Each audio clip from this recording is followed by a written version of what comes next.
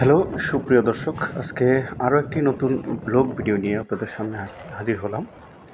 আজকে আমরা ভিজিট করব পদ্মার পাড়ে জীব বৈচিত্র্য এবং প্রাকৃতিক যে নিদর্শন রয়েছে এগুলো দেখার জন্য বের হচ্ছি।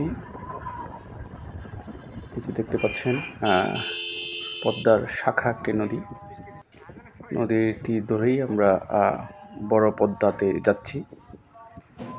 আমরা এখন পদ্মার পাড়ে চলে আসছি। এখানে দেখেন শত শত ব্লক ফেলে রেখেছেন।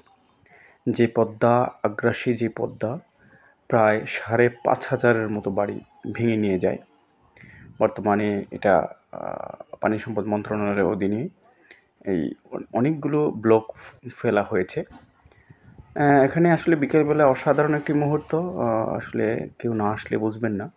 এত সুন্দর একটা পরিবেশ বিকালবেলা এই সিজনে। নদীতে পানি ভরপুর, নতুন পানি এসছে। জেলেরা মাছ ধরে বাড়ি ফিরছেন। একদম গোধূলি লগ্নে আমি বসে আছি এবং কেউ কেউ দেখতে পাচ্ছেন নৌকা দিয়ে ঘুরতে আসছেন, দেখা যাচ্ছে। খুবই সুন্দর একটা পরিবেশ, নিঃসন্দেহে অসাধারণ। আসলে এই নদীর পাড় না আসলে পৃথিবীর যে প্রাকৃতিক সৌন্দর্য আসলেই বোঝা যায় না। আসলে এক্সপ্লেন করার মতো কোনো অবস্থান নেই আমার।